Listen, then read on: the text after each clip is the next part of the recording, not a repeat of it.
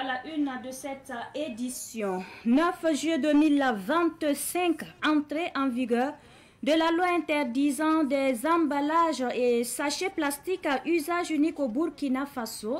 Nous avons fait un constat dans 2 usines de fabrication et de recyclage de sachets plastiques.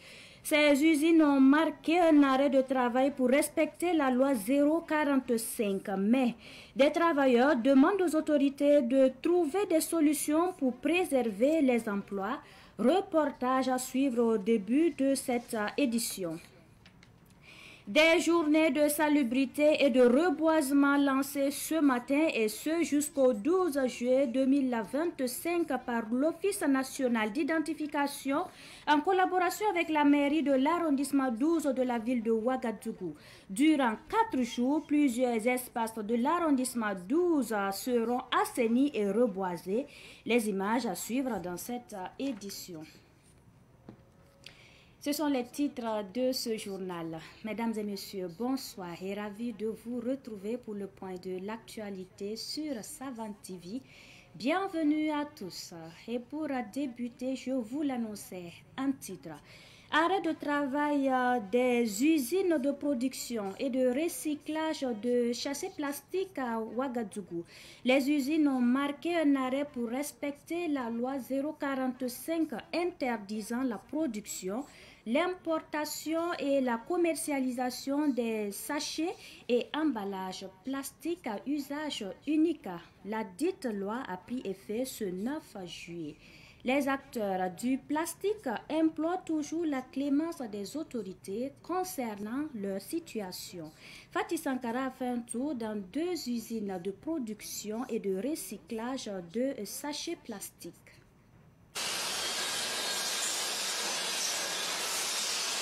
Contrairement aux autres jours où le bruit des machines accueille les visiteurs, ce 9 juillet, c'est le calme total.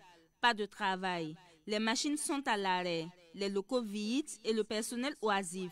Respect de la loi interdisant la production de certains formats de sachets oblige. Seydou CMD est travailleur de cette usine. À partir d'aujourd'hui, ça ne travaille plus ici parce que le décret est rentré en vigueur. Donc tout le personnel que vous voyez ici doit partir en chômage. C'est les travailleurs et les associations qui travaillent avec cette usine-là, qui se sont présentés ici pour un soutien à cette usine-là. Parce que c'est de nombreux emplois qui doivent être arrêtés. Voilà pourquoi nous sommes venus demander au gouvernement s'il peut trouver une issue de sortie pour ne pas mettre en fumée ces emplois vraiment tant demandés. C'est beaucoup, ça peut estimer à 15 000 emplois. C'est trop. Autre usine dans la zone industrielle de Kosodo, même constat.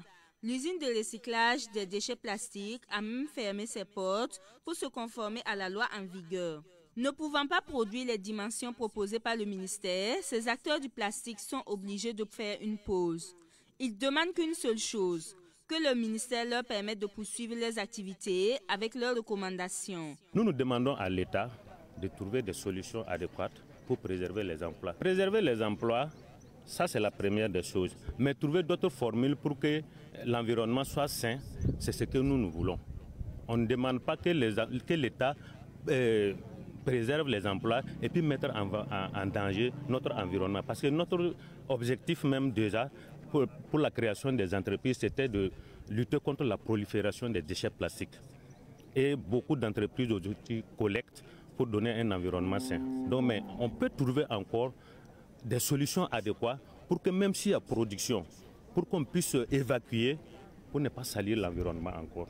Quant aux recycleurs des déchets plastiques, ils soutiennent qu'il est plus facile de transformer les nouveaux emballages proposés par les industriels que ceux prescrits par les autorités. Ce que le gouvernement nous a proposé là, c'est bien, mais il n'y a pas de machine qui peut fabriquer ça ici. Mais ce que les usines sont proposées avec le gouvernement là, si c'est ça, ils peuvent travailler ça. Nous les collecteurs aussi là, nous on peut ramasser ça facilement. Ça ne va pas trouver sur le terrain même. Tout ça va partir, tout. On va ramasser ça, tout, et puis c'est propre. Ça peut être transformé, il n'y a pas de problème. Ça peut être transformé. Mais en attendant un consensus entre les acteurs et les autorités, les travailleurs du plastique s'engagent à lutter contre le péril plastique. Tout autre sujet pour poursuivre. Des journalistes et communicateurs s'approprient la stratégie nationale de protection sociale. Ces professionnels de médias ont été outillés sur le contenu de cette stratégie pilotée par le secrétariat permanent du Conseil national pour la protection sociale, SPCNPS. C'était à travers un atelier tenu du 7 au 8 juillet dernier à Zignaré dans la région de Loubri. Les précisions de Cynthia Zungrana. C'est une trentaine de journalistes et communicateurs qui ont été imprégnés du contenu de la stratégie nationale de protection sociale à cet atelier de Zignaré. Une stratégie adoptée en 2024 que le secrétariat permanent du Conseil national pour la protection sociale, SPCNPS, vulgarise auprès des professionnels des médias afin qu'ils puissent mieux la relayer auprès des populations. Pour permettre l'appropriation et la vulgarisation et la mise en œuvre ici de cette stratégie, il fallait qu'on outille les acteurs du domaine sur ce nouveau référentiel. Et en tant que journalistes et communicants, nous nous sommes dit qu'il était bon que vous ayez l'information sur les grandes lignes de ce document de référence sur la protection sociale pour nous aider dans la diffusion, la mobilisation sociale.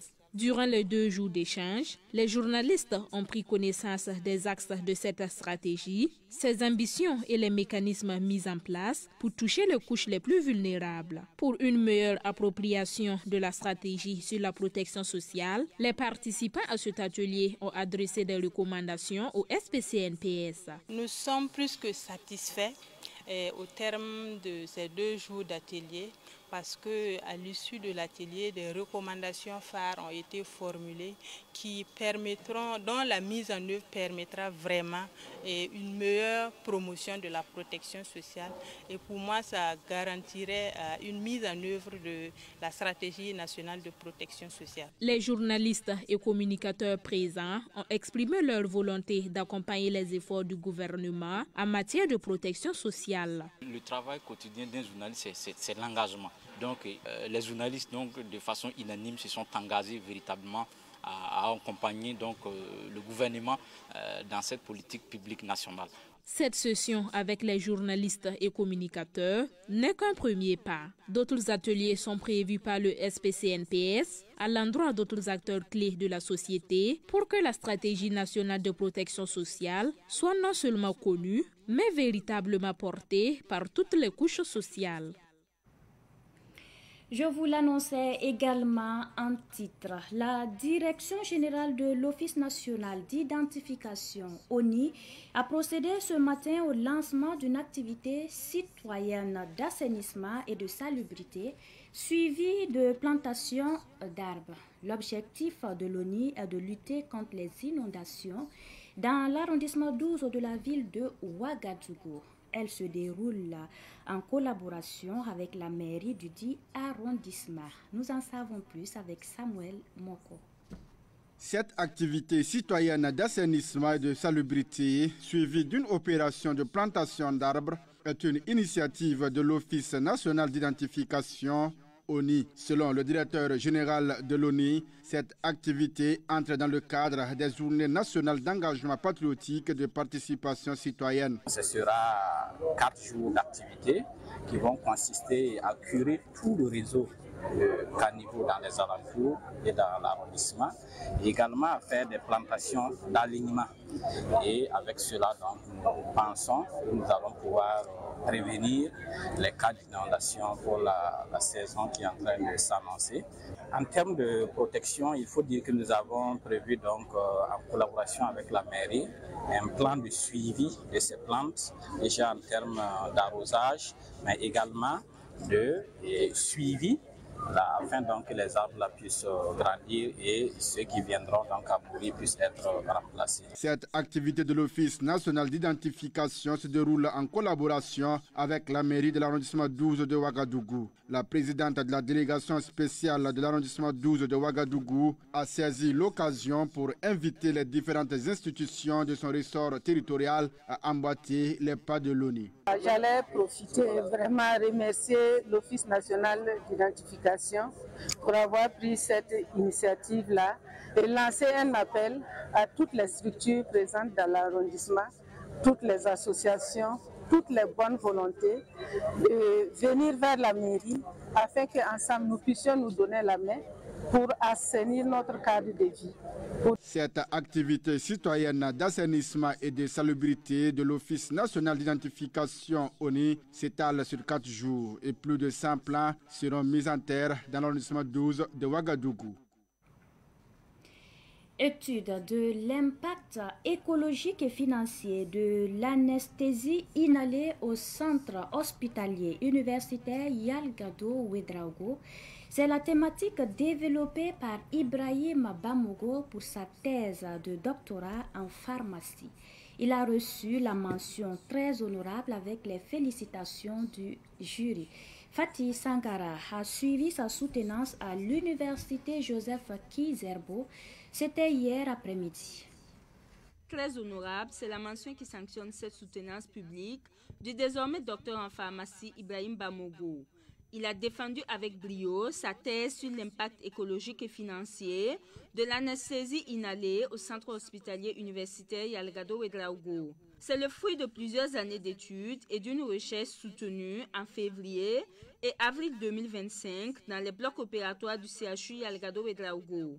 Le choix de la thématique développée fait suite à un constat sur les conséquences des anesthésies inhalées sur les patients, le personnel soignant et l'environnement. Une anesthésie inhalée est une anesthésie à partir des gaz. C'est-à-dire, on utilise des gaz anesthésiques pour induire une inconscience chez les patients au bloc. L'anesthésie inhalée a des conséquences, comme tout médicament. Parce qu'avant tout, c'est un médicament. Il a des propriétés et il a ses doses. Mais pour, par exemple, ces gaz, on administre avec des concentrations. Au-delà de certaines concentrations, ça a des degrés de toxicité pour certains patients.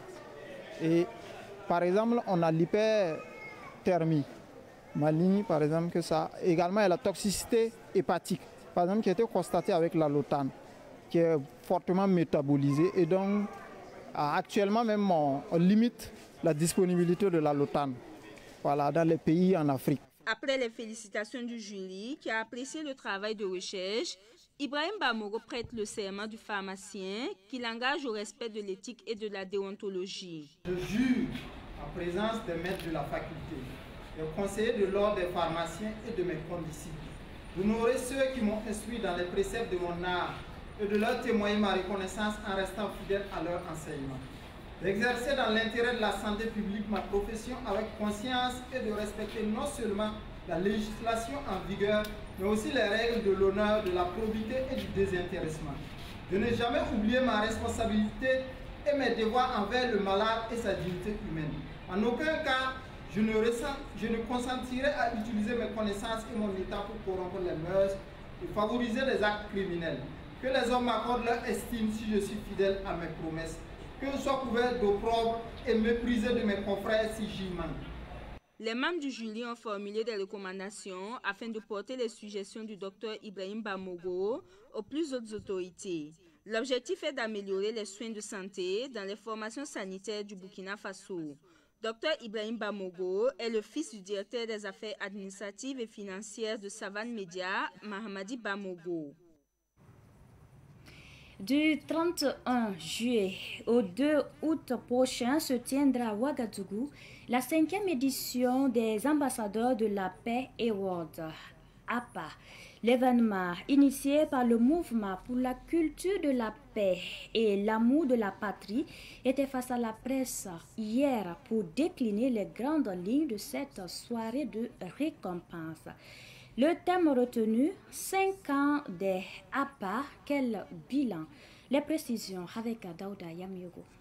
Le mouvement pour la culture de la paix et l'amour de la patrie MEPAP marque une pause pour dresser le bilan des éditions précédentes des ambassadeurs de paix et Award, d'où le thème retenu cette année, 5 ans des APA, quel bilan? Selon le président du MEPAP, l'événement débutera le 31 juillet prochain avec un panel en prélude à la cérémonie.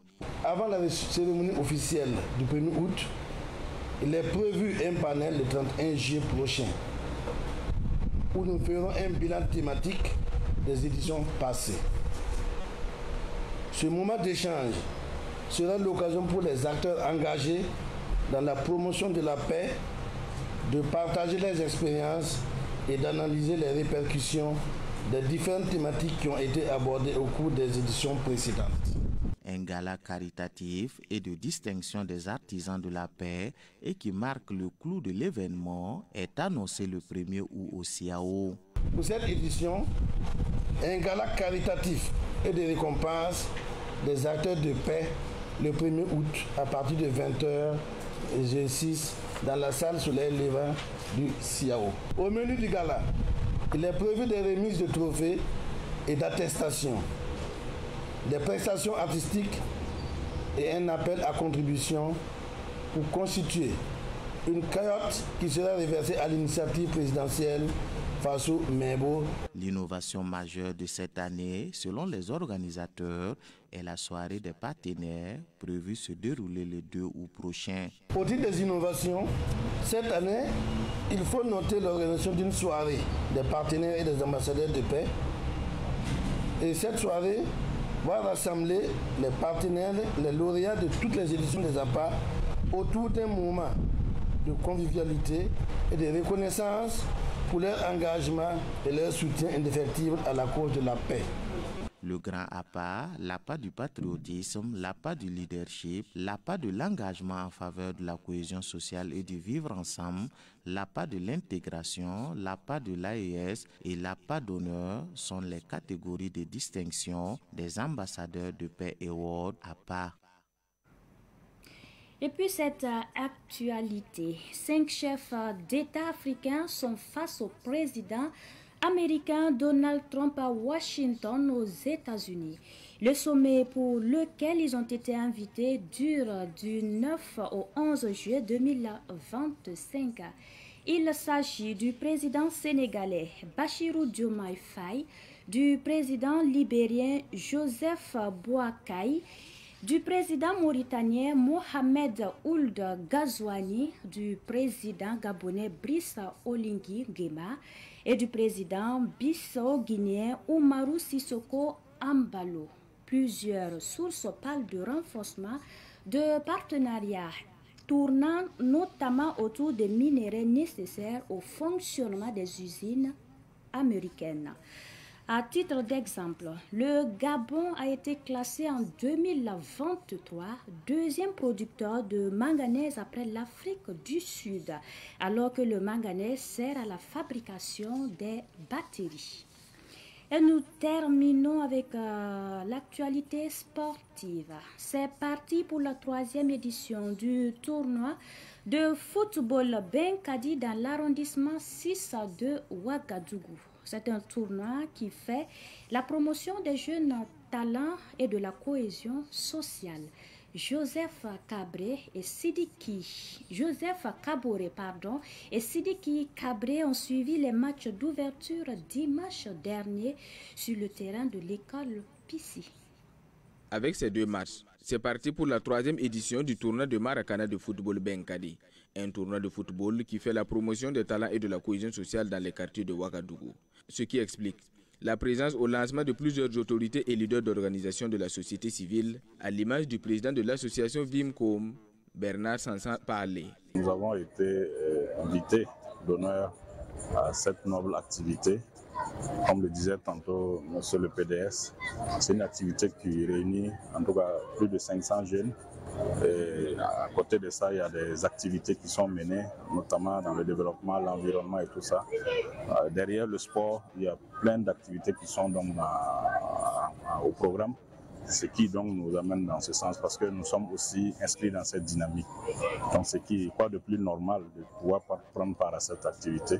Donc voilà pourquoi nous sommes là, pour soutenir l'association pour cette belle initiative. Le tournoi de football Benkadi est une initiative de l'Association des jeunes unis pour la promotion du sport. Il bénéficie du soutien et de l'accompagnement de la délégation spéciale de l'arrondissement 6 de la capitale. Lors des 2 matchs de lancement, les 4 équipes sont restées à égalité, 0 but partout. Le tournoi se poursuit tous les week-ends jusqu'en septembre 2025. C'est l'essentiel de ce Savant Soir. Merci de nous avoir suivis. La suite du programme dans un instant.